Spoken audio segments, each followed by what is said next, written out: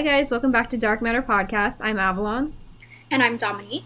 And today we're going to be talking about Fyre Festival. And you guys have probably heard of this because it blew up on social media when it first happened. And both Netflix and Hulu made documentaries about this. And I feel like when I first saw it on Snapchat, I feel like everyone seemed to think it was kind of funny because what we all saw was a bunch of rich kids being scammed over a music festival. So everyone was kind of making fun of them, you know, like, oh, poor little rich kids.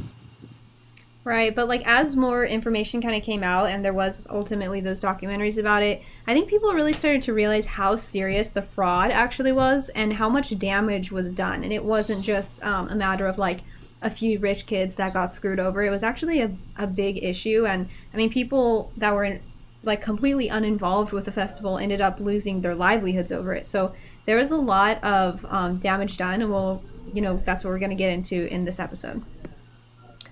All right, so first, before we get into the actual Fyre Festival, we kind of want to discuss the creator, Billy McFarland, and his previous business ventures, because you can't really discuss how bad Fyre was without discussing the creator, because he was just a born scammer. So Billy was always entrepreneurial. I can't say that word. He was a born entrepreneur, okay? And he actually founded an online outsourcing startup that matched clients with web designers when he was only 13 years old. So obviously he had talent. He was a great entrepreneur. Like he was a skilled young person.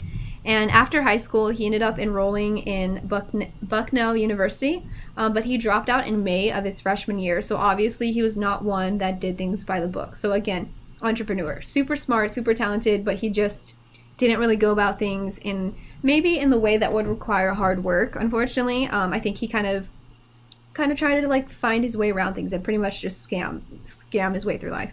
And so one of his biggest business ventures before Fyre was Magnesis. And he founded Magnesis in 2013. I think he was only 22 years old when he founded this. So that's crazy. That's how old I am now. I can't imagine becoming a CEO at 22.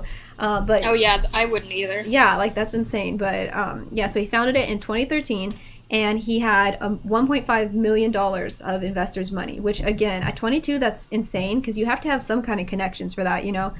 So obviously, he was a hustler. He like made that money for this company. And what Magnesis even was basically, it was supposed to be like an exclusive, like quote unquote, black card. So it was basically like the product itself was a black metal credit card. Like that was the physical thing that you got, but it came with like social perks. So like there's like club membership, and it was really targeted at status oriented millennials. So basically, like as far as I remember, like the headquarters were in New York, and it was really for like the upper echelon of like, you know, the Upper East Siders or whatever, like the rich people in New York, rich millennials in New York. So now let's get into the actual Fyre Festival.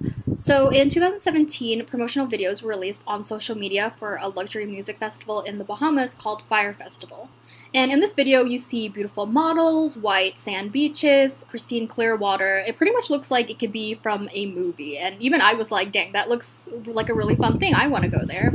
And basically the vibe that I got from the promo is that it's basically like Coachella, but even more bougie and more exclusive. So the festival was supposed to take place on April 28th to the 30th and May 5th to the 7th. And guests were promised luxury accommodations and, quote, the best in food, art, music, and adventure. And tickets range in price from about $5,000 to $250,000. And this is really expensive. Like, just for comparison, this is way more than most people pay for college. Yeah, literally. That's more than 4 years of college. That's insane. You could get your bachelor's and your master's for that much money, and some people were spending that on a few days. Exactly. So this was only meant to take place over the weekend, so I mean you can imagine just how much this thing costs.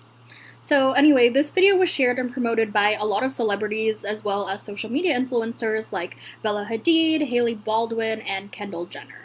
But the problem with this is that they did not disclose that they were being paid to promote this video, which does violate FTC guidelines. And if you don't know what that is, the FTC guidelines are basically just to make sure that any advertising or endorsement is honest and not misleading, which obviously, you know, this is an issue right here already, but we'll talk more about this later. So as we mentioned, the creator of the whole event was a man named Billy McFarland, who was 25 years old at the time, as well as rapper Ja Rule. And the whole purpose of this festival was, it was basically meant to be a promotional event for their company's app called Fyre, which was actually meant for booking musical talents. Right, so just to be clear, this wasn't like a standalone event like Coachella. Like, you just go to Coachella to go to Coachella. The whole reason that they were having it was just to introduce the world to their app and its services. But obviously, things went so badly that really nobody remembers the app or the business. They really just remember the festival itself.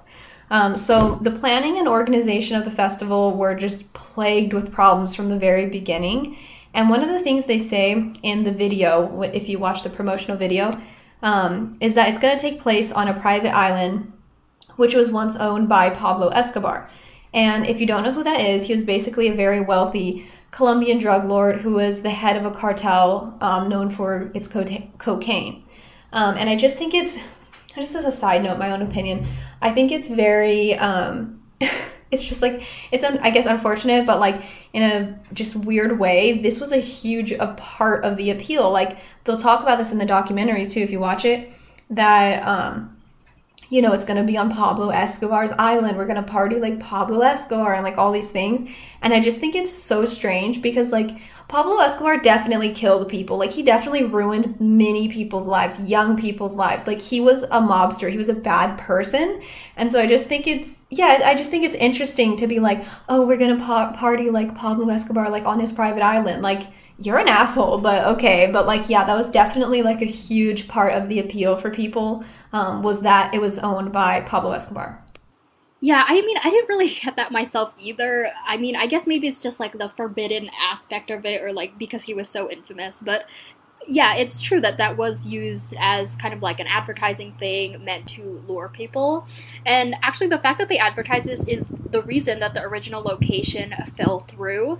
They originally were meant to host this on a private remote island named Norman's Cays, but the owner of the island apparently specifically told them not to tell people about the Pablo Escobar connection, but, of course they did. But the funny thing is, the actual truth is that Pablo Escobar himself never actually owned the island. It was actually owned by a man named Carlos Rivera's, who was a kingpin for the cartel Escobar founded.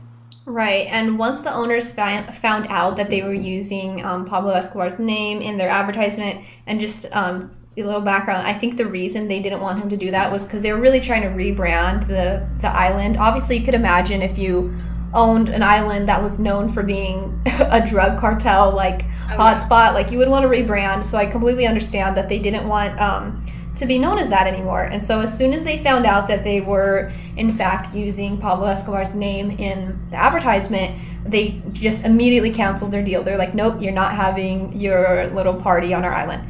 So just side note again, they dodged a bullet. I'm glad that they were able to get out of that. But the next island that they chose was called the Great Eczema, which instead of being like a totally secluded island like Norman's Key or Norman's Cay or whatever the other one is, instead that one was like completely secluded. Obviously, there's a reason drug lords would go there.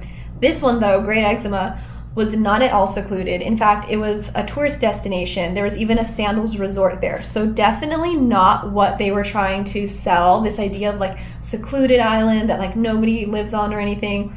Definitely not that. So they were already starting to lie with their advertisement. Because also, we kind of talked about this earlier, I don't think they actually issued a public statement about the island switch. Like, I don't think they actually even told anybody that they weren't going to be on that original island.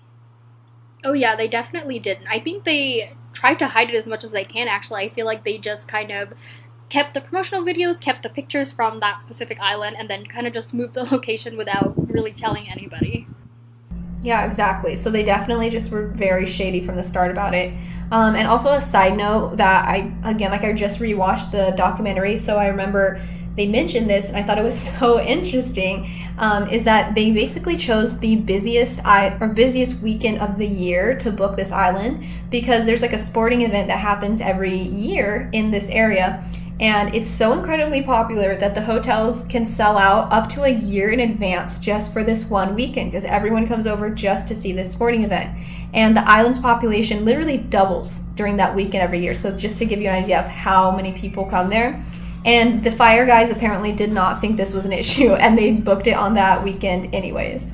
So when it was time for the event to start, guests were told that they would fly into the island from Miami in a private jet to get the VIP experience. But some people got stuck at the airport for hours on end, and as far as I know, I don't think anyone actually flew in a private jet. Like the jet, from the videos that people actually took who actually went to Fyre, it was like a 747 or whatever. It's just a huge normal plane. It was nothing like what they had said it was going to be.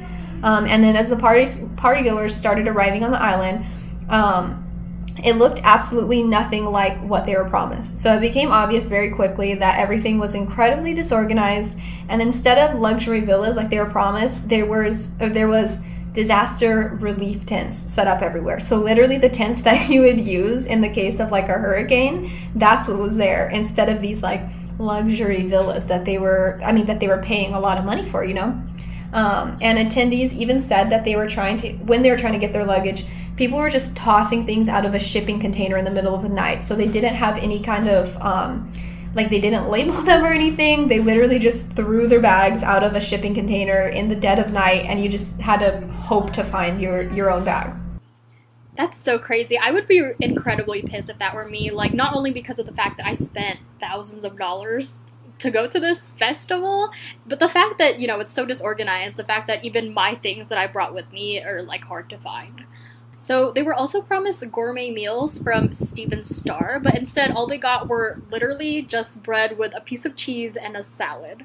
And according to the Huffington Post, Starr Catering Group actually told them that despite all the advertisements that they were going to be providing food for the festival, they had actually dropped out of their contract with Fyre Festival way before the event even took place. And when it came time to go to sleep, attendees found discombobulated tents with mattresses that were basically soaked from the storm that happened the night before, and there was a mad dash to find a place to sleep for the night because there was absolutely no assigning of tents or anything. It was basically just a free-for-all. And Fyre Festival also advertised that popular bands like Blink-182 would be performing, but they dropped out at the last minute. So right away it's becoming really obvious to the people that were there that this is a huge clusterfuck, and some people actually tried to leave the island as soon as possible, but there were not enough flights and others got stuck at the airport for hours. It was even reported that one girl even fainted because the conditions were so bad. They were locked in this one room without not much air, not much food or water, so as you can imagine, this is not a good situation to be in. Right, and I don't think we had discussed this earlier, but if you couldn't already tell, it didn't actually happen, or the Fyre Festival did not end up going through, of course. So this whole disaster happened. People got there, the food is horrible, and the people were trying to get off the island and everything. So ultimately, they did cancel it at the very last minute, on the first day of what was supposed to be a Fyre Festival. So there was never an actual festival. There was never, musicians or anything, and it just ended there at basically, like you were saying, people were fainting in the airport because they were there waiting for so long. And next, we really wanted to talk about the media's reaction to the whole incident. So obviously the biggest thing was, as we kind of discussed earlier, just the goofs on rich kids because they were being scammed. And I remember even seeing a tweet that said something I think it said every time a rich kid gets scammed, an angel gets its wings, or something like that. Something funny that they're people are just kind of making fun of them. I know it's bad, but people are just kind of making fun of them because it's I think everyone saw the ad and kind of what you said earlier, damn, I wish I could go there. And just to know that there's people who can actually afford that is so mind-boggling that you can't help but feel a little bit envious of them. And I think people really took that out, and they were really thrilled to see this thing go up in flames. Oh yeah, they definitely were. Yeah, because they were oh, well, I can't be there, so fuck you guys that were so rich that you could afford to go there. I don't feel bad for you, which I kind of feel I don't know if that's fair, because if they're, they might have worked really hard for that money, and also just because they're a rich kid, it doesn't necessarily mean they're bad people. If I had the money to do that, I might do that too. You know what I mean? Exactly. And something else I want, you kind of mentioned too, again, that the conditions were so bad. that is also putting their safety and health at risk, because obviously you don't have proper shelter, proper food, and again, the fact that we mentioned that they were stuck at the airport 4 hours without, the necessities that you would need to survive, like, again, food, stuff like that. So I think it definitely is much more serious than people made you lead to believe on social media. Yeah, but I think people didn't quite realize, I mean, maybe people are just cruel, but I think a lot of people didn't quite realize how bad the conditions were, because they saw the picture of, like, the infamous picture of the sandwich. It was just basically like a piece of cheese. Sandwich. Yeah, just like on the sandwich, and like a disgusting salad next to it. I think people saw that, and they saw that the tents weren't nice and everything, and they were just like, oh, boo-hoo, get over it. And it's like, at some level I get that, because it's like, you could go hike, or you could go camping and stay in a tent that's even worse than that one. You know what I mean? So it's not like you're going to die from staying in that. But as you said, like, people were fainting. People were in really bad shape. And it was scary, like, especially if you watch the documentary and see people's actual accounts. Like, because of course there's people vlogging when they went there, and, like, because they were excited. And it was really scary, because, like, they didn't even know, like, when they flew in, like, it was very sketchy. Like, they were as soon as they got off the plane, they were taken to this restaurant, and they were like, is this a festival? Like, where's the festival? And then, like, once they wanted to get off, again, it was like, okay, how the hell do we get off this island? Like, it was kind of becoming like a disaster situation, So although, like, I understand why people made fun of them, like, I don't really think anybody deserved to go through that just because they're rich. Like, it was a really I feel like for some people it's probably really traumatic. Oh yeah, I completely agree with that. So let's talk about the aftermath of, after all this happened. So Billy McFarland was arrested in March of 2018, and he ended up pleading guilty to 2 counts of wire fraud. It also came out that he had defrauded Fyre investors out of $26 million. And he was actually arrested again on June 12th for separate charges. He had apparently earned $10,000 from selling fake tickets to actual events like Coachella and the Met Gala while he was on bail. So obviously this guy just doesn't know when to stop. Like, he's already been arrested and he's committing another crime already. But on October 11th, Billy was sentenced to 6 years in prison.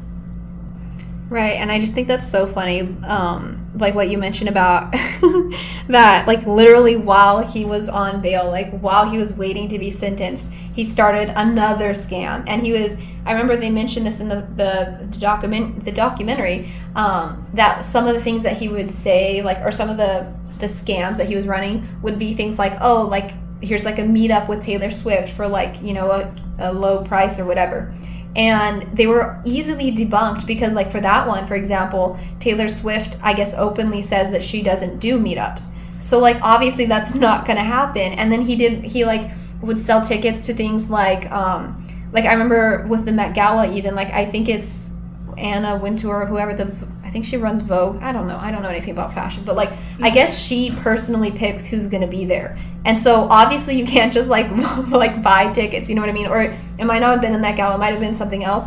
But there was just, like, it was easily debunked, you know what I mean? Like, it was such an obvious scam. And the fact that he really, like, did that literally while he was on bail just shows what kind of person he is. Like I said earlier, he's just a born scammer. And it just goes to show you that he actually got 6 years in prison. Like, this wasn't just, like, a funny thing. Like, he actually, like, it was fraud, like, he committed serious fraud, and it's just, like, a wild story to me.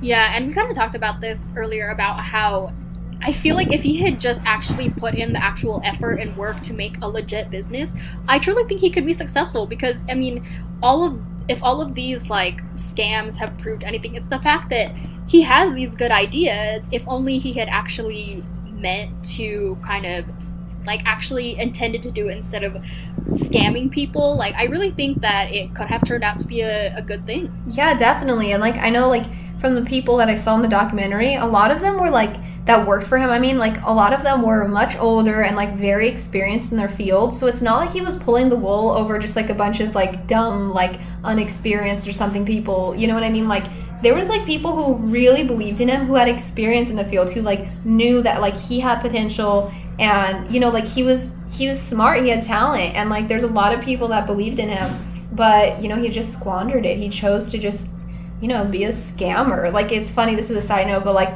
on Wikipedia, if you look up his name literally comes up as like, or his title literally comes up as fraudster. Like, that's what he chose to be, was a fraudster. Like, I've never seen that before, and it's just sad because, like you said, like, just so much wasted potential.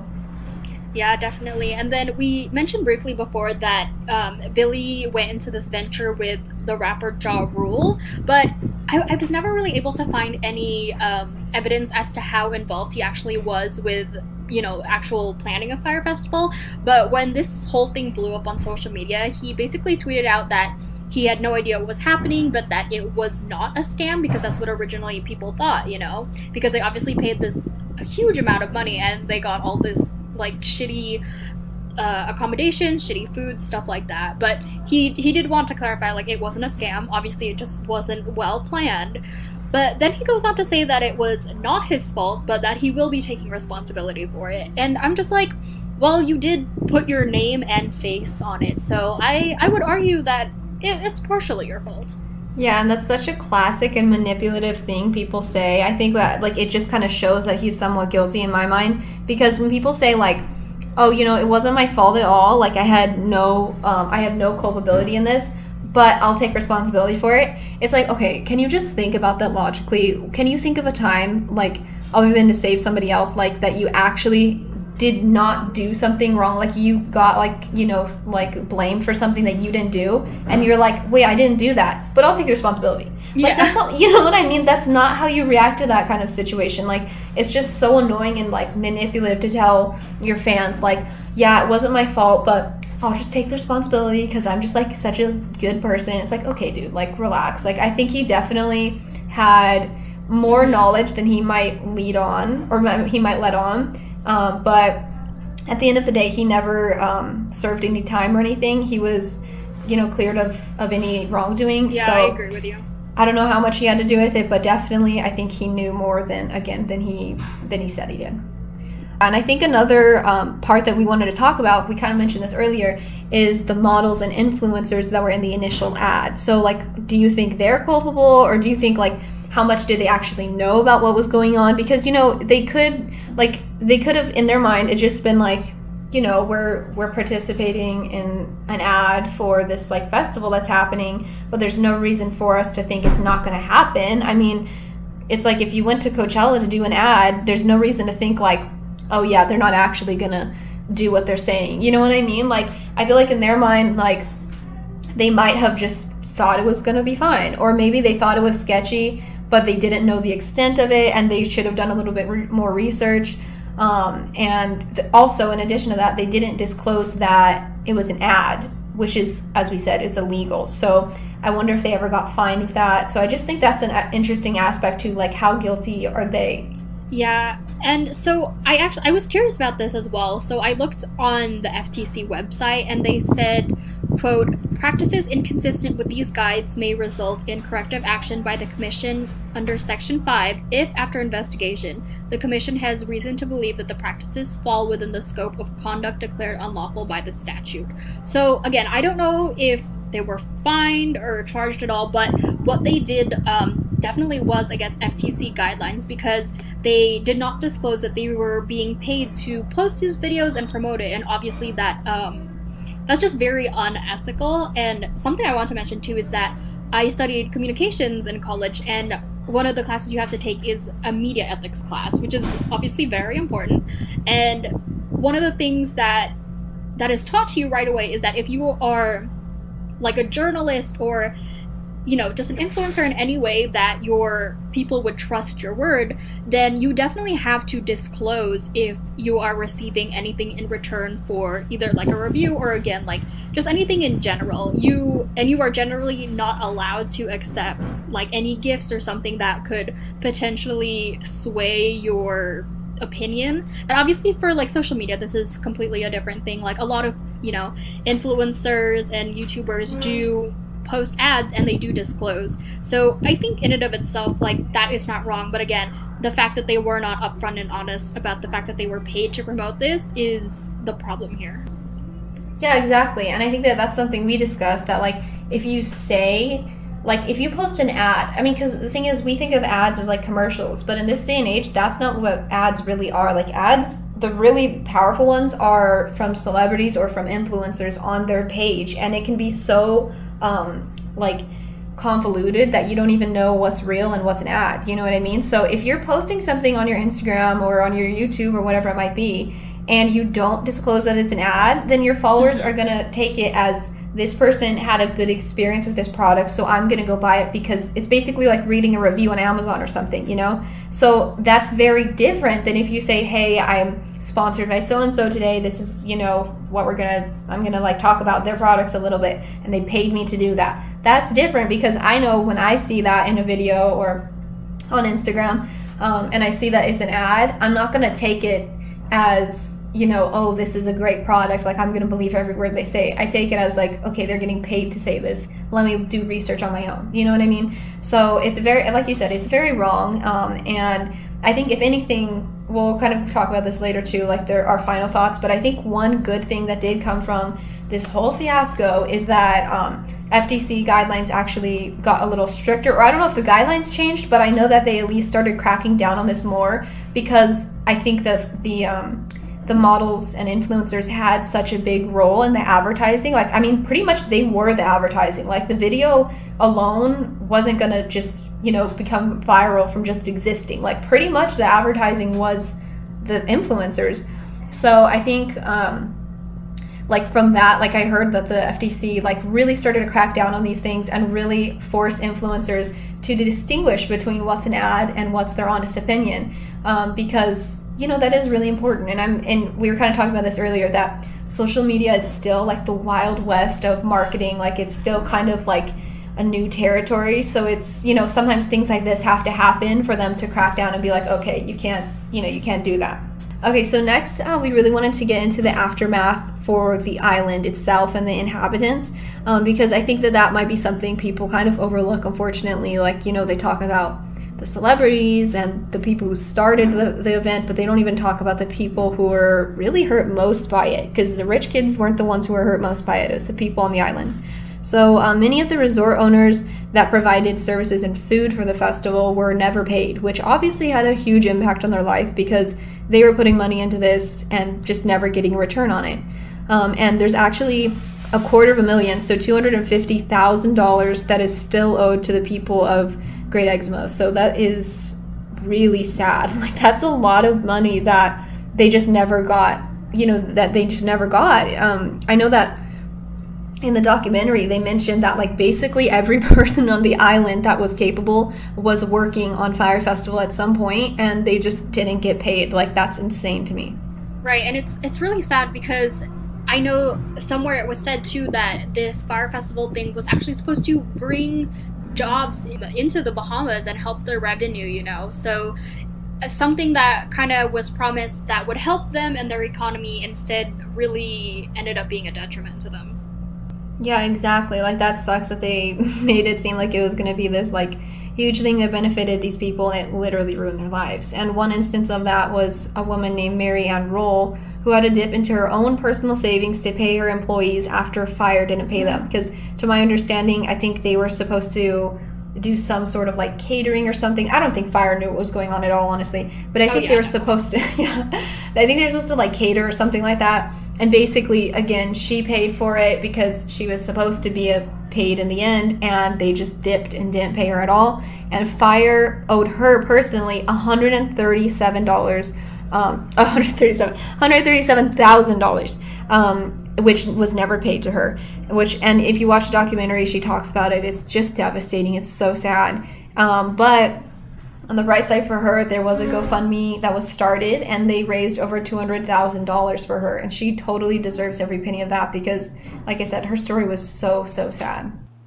Yeah, definitely. And, you know, one thing that kind of just broke my heart about this, too, is that it's very good that she was able to kind of recuperate and kind of save her business with that money. But, again, that is just one person out of an entire island of people who were affected negatively by Fyre Festival. Luckily, it didn't really affect their tourism, which is good, because that is their #1 industry. But in the beginning, people did fear that, because the Bahamas just became so synonymous with Fyre Festival. That's kind of the first thing that people thought of when they heard of the Bahamas. But really, it's so much more than that. It's a wide variety of culture, of different people. So again, the fact that this whole thing kind of stained that reputation is just sucky. So next, we just wanted to get into our final thoughts on just on the whole Fyre Festival issue. And one thing we did want to mention was, I just thought this was really interesting. I literally just found out about this. Again, about Ja Rule. So, as we mentioned, he was cleared of all wrongdoing, but he did go on to create a new app that was hauntingly similar to the Fyre app. So it was pretty much the same service, just with a new name. It's called Icon. And this is the real kicker. He was planning on hosting a festival to promote the app, which is just like, dude, come on. And he got so much backlash for this. And all the articles I found talking about this were in like early 2019, so well over a year ago. And I wasn't able to find anything about, I'm assuming it never happened, but I wasn't able to find anything about if it was officially canceled or if it even started being planned. Like, he just kind of mentioned that he wanted to do it, and everyone was like, dude, give it up. Like, no, please don't do it again. So I obviously, I'm assuming it never happened, but his service, the app, like I said, it's called Icon. It did actually get made. And you can look at the website right now. It's like an actual service. So I think that, that's just interesting to me. I hope there's no fraud going on there, because it's pretty much the same thing that Fyre was. So we just kind of wanted to mention that because I just thought that was funny. I hope this all doesn't happen again, Right. And, we just want to say that there's absolutely nothing wrong with wanting to have fun and attend a music festival. And obviously it was not the festival attendees' fault. But I think if there is a lesson here to be learned, it's just to be mindful of the media that you're consuming. Because, again, you never really know what's going on behind the scenes. As we saw in the video, it's very easy to make something look cool. But, as we learned here, real life did not reflect what was shown in that video. Yeah, for sure. And I think that if anything, it's kind of like the lesson you can take away from this, like the bigger picture lesson, is that, again, like you said, what you see on social media is not the whole thing. And Fyre Festival was just like a super concentrated, extreme version of that, because it was a huge scam, So yeah, definitely the takeaway is, don't take everything at face value you see on social media, and don't get too jealous of people or too envious when you see them, like when it seems like their lives are perfect, because I promise you it's a Fyre situation. Like, their life is not as perfect as it seems. Oh yeah, definitely. But that is the end of our episode for today. We hope you enjoyed listening, and we'll be back next week on Monday with a brand new episode. And if you guys want to reach out to us on social media or just follow everything that's happening, you can reach out to us on Instagram at darkmatterpod, and our Twitter is at darkmatter_pod. And as always, we will link all the sources on our website, which is darkmatterpod.com. Right, and if you're listening on Spotify or YouTube, be sure to follow us so you don't miss out on new episodes. And if you're on Apple Podcasts, we'd really appreciate you if you left us a review. Be sure to tell your friends to give our podcast a listen if you enjoyed it, and if they're looking for something to do. So we really appreciate you guys listening, and we'll see you next week. Bye. Stay safe out there, guys.